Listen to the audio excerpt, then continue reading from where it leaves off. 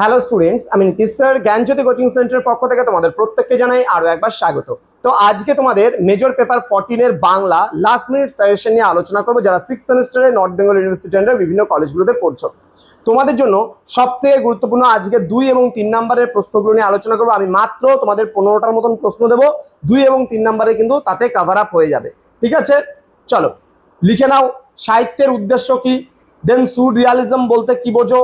গীতিকাব্য কাকে বলে? দেন মেঘনাদবধ কাব্য কোন শ্রেণীর মহাকাব্য এবং এই শ্রেণীর মহাকাব্যের আরো দুটি উদাহরণ দাও। নেক্সট, গীতিকাব্য কাকে বলে খুব ভালো করে পড়বা। প্রহসন কাকে বলে? একাঙ্ক নাটক কাকে বলে? ত্রয়ী মহাকাব্য কাকে বলে? প্যারাডাইস লস্ট, জনা এবং একে কি বলে সভ্যতা, এগুলো কি জাতীয় গ্রন্থ? নেক্সট রয়েছে নিম্নলিখিত নাটকগুলি কোন শ্রেণীর, যেমন শর্মিষ্ঠা, সধবার একাদশী, প্রফুল্ল, শাহজাহান, রাজা। নেক্সট, এলিজি বলতে কি বোঝো? ওড বলতে কি বোঝো? রিয়ালিজম কি? সুররিয়ালিজম কি?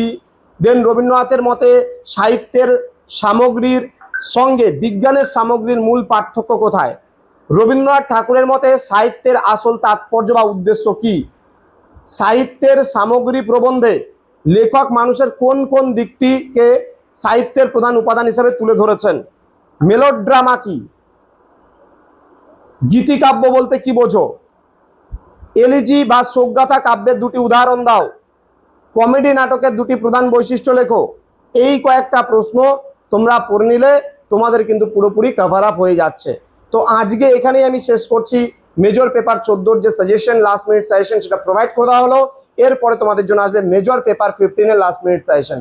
দেখা হচ্ছে খুব তাড়াতাড়ি আরো একটা নতুন ক্লাস নিয়ে তোমাদের সঙ্গে। তোমরা প্রত্যেকেই ভালো থেকো, সুস্থ থেকো। Thank you so much. Thanks for watching. After all, thank you.